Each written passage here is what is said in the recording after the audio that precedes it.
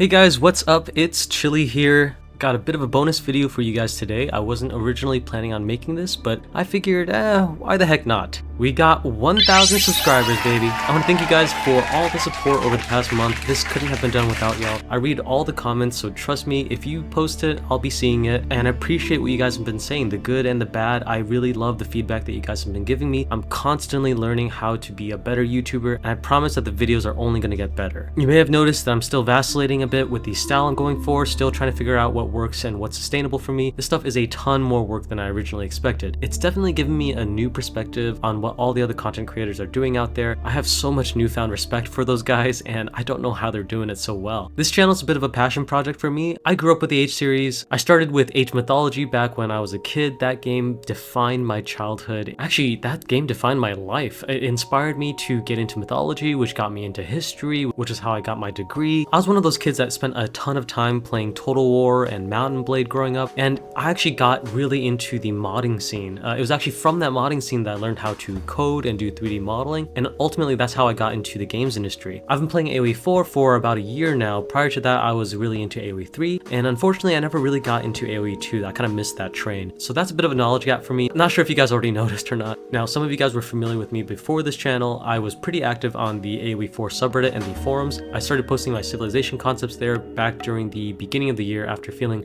pretty bogged down with work. And over time I noticed that no matter how much stuff was happening in my real life, I would always come back to researching and thinking of new civ concepts in my free time. So eventually I was like, you know what the heck, why not embrace it and try to invest a little bit more energy into this. So that's how this channel was born, and I'm hoping that that's how I can continue this channel in the foreseeable future. This channel is basically for me to explore my nerdy interests, talk about some stuff that I find cool and interesting, and show you guys some of the stuff that I've been working on. So for example, when I'm not playing AOE4, the other thing I like to do in my free time is design board games. I've been cooking on quite a few for a while now. The most mature one that I have is based on the Romance of the Three Kingdoms. It's a strategy game set in ancient China, and it's an evolution of one of my favorite board games of all time, the Game of Thrones board game, which is a Euro that plays somewhat like diplomacy. If you guys aren't familiar with what I'm saying, you can try to imagine Risk, like soldiers moving on a board, capturing territory, that kind of thing. I've also been working on a cooperative city building game inspired by Greek mythology. Obviously, I cannot wait for Age of Mythology Retold to come out. And then another one that I've been playing around with is a variation of Seven Wonders based on Mali and medieval West Africa. My tragic flaw, however, is I always start things and never finish them. So I'm hoping if you guys find any of these things interesting, please let me know, and I will definitely make sure I finish that one first. And actually, the best way to remind me and let me know is to talk to me directly by joining my Discord. Yep, some of you guys have reached out asking if there was a Chili Discord, and this is your official invite. If you're bored, come hang out, say hello to people. I'm on most nights, or if you want, you can just come lurk. It's all very casual. The link is in the description below, so feel free to join, introduce yourself, and just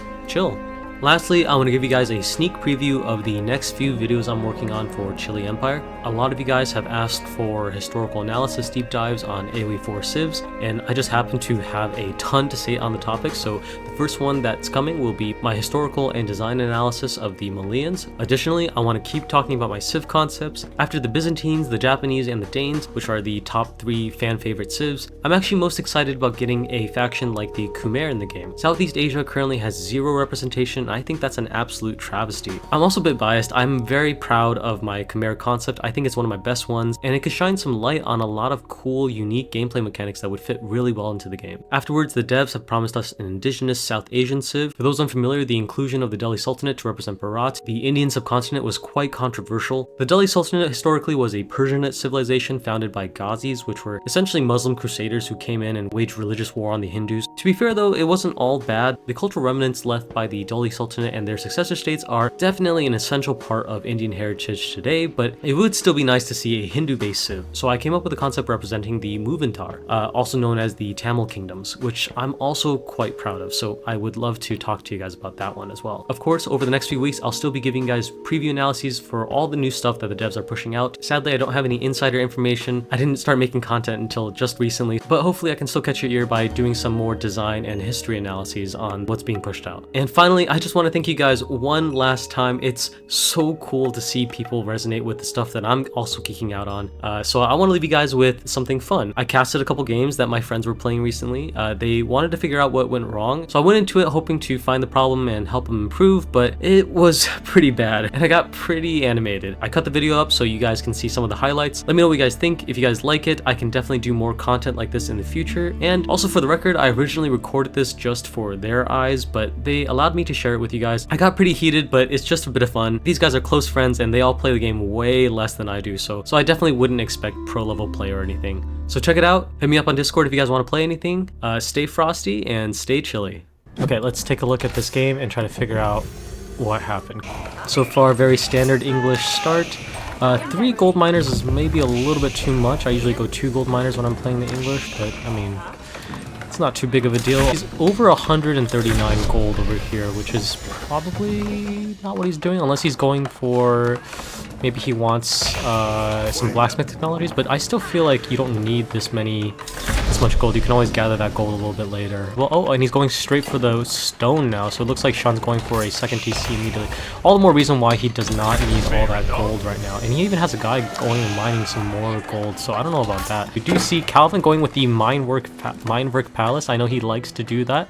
Already getting raided by the French Knights. Not a good idea to go for your hunt that far away without some spears when you're right next to the French player. Okay, he's kind of suffering here. He's kind of suffering. These spears went the other way, the long way around, and his, oh no, his prelate's all the way over there with him. Oh my god, this is so brutal. Calvin stalled so long. No, again, Sean, you still have that 150 gold that you didn't need. This is a lot. This could have been an extra 100 wood. This could have been like, you could have gotten this town center up maybe like a minute sooner. Why is he's got 2 guys on stone, a bunch of guys on deer. He's kind of all over the place, but he's at least got a few longbow. He's gathering a little bit of everything. What?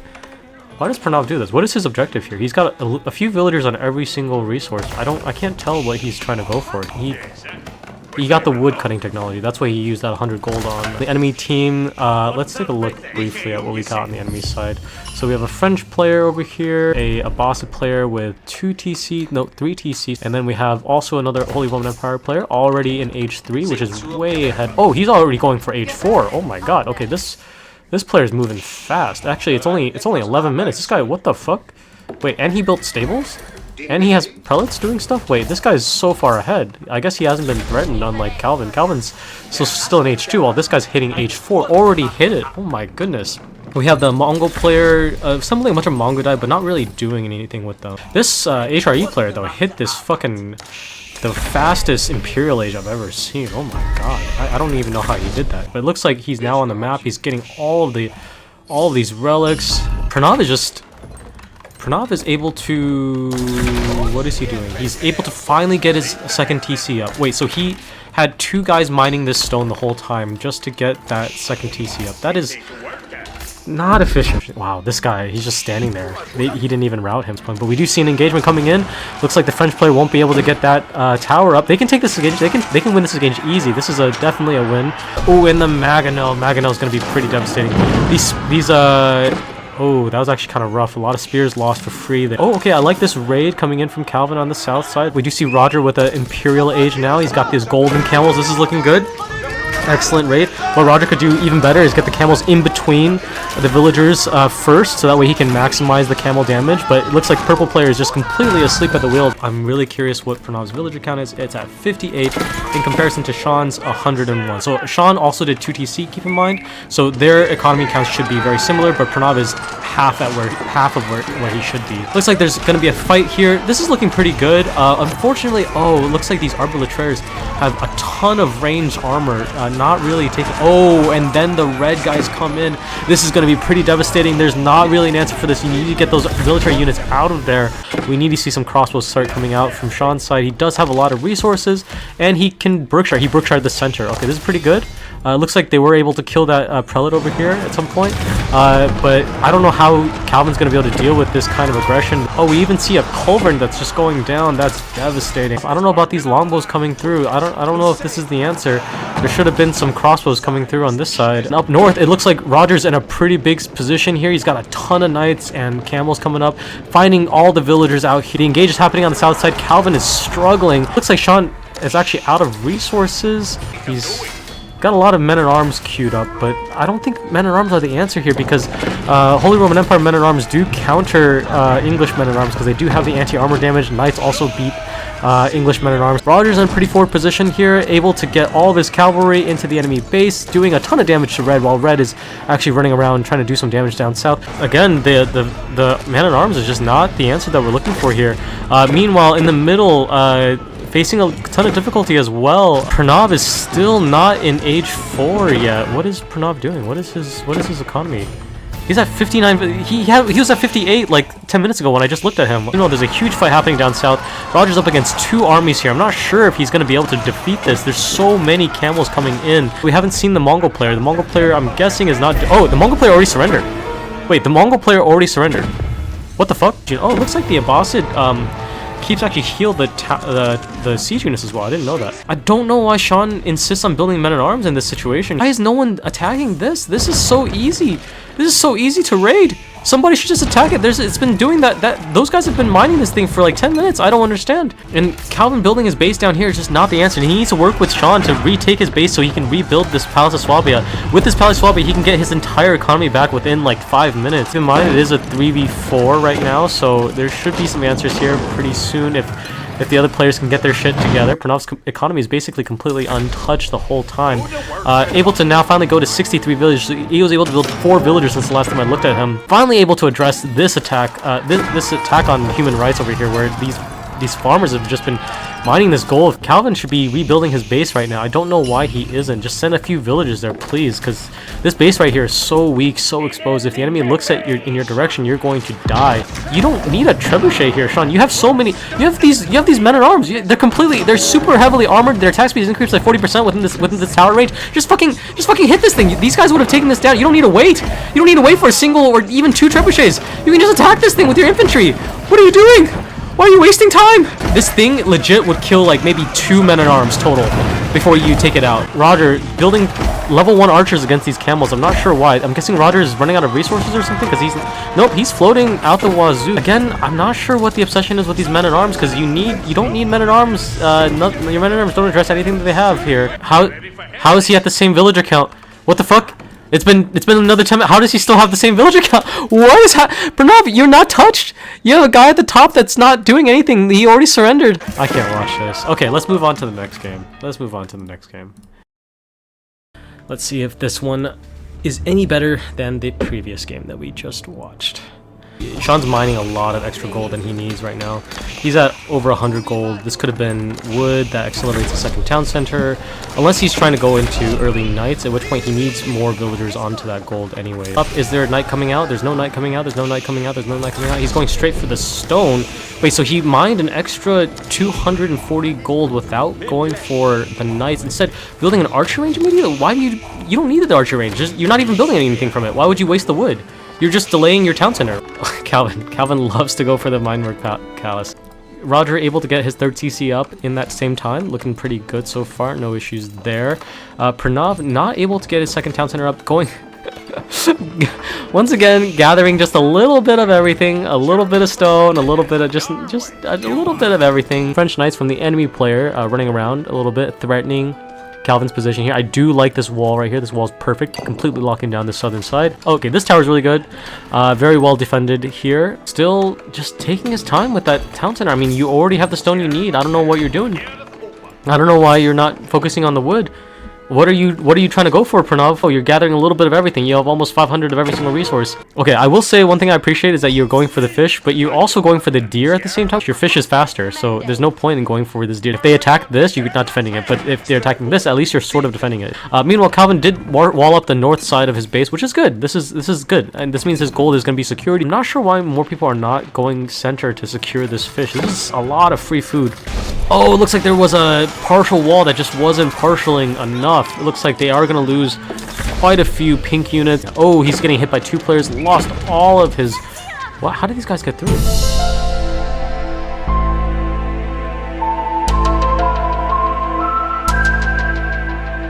I'm so confused. Did they walk the long way? Oh my god, what's happening? What is happening? This is scary. What is Pranav doing? He's got 800 stone now. What is he... He's finally building a town center all the way back. What are you doing? Oh, but they are gonna attack this, and you're not even gonna get this town center up. Oh no, Pranav. Not like this. Do you get it up? Oh, you don't even get it up. Oh no. Is Roger gonna be able to get this keep up? This is looking rough. This is looking rough. Is Roger gonna...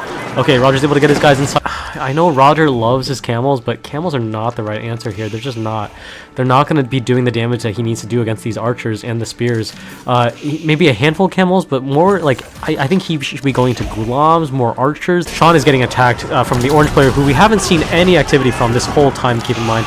And I don't think this is the army that... oh no, I don't know what Sean's going to do. There's so many spearmen in that force. I'm not sure if there's an answer here. Sean's trying to hit the archers, and while you can hit the archers, you're not going to be able to do any damage to those spears. Not with those scholars healing them at the same time. Meanwhile, these rams, there's 5 of them. They're just going to take Sean's building down. This keep should have gone up like... Wait, what? Why did you build a keep here? And now you're building a keep here.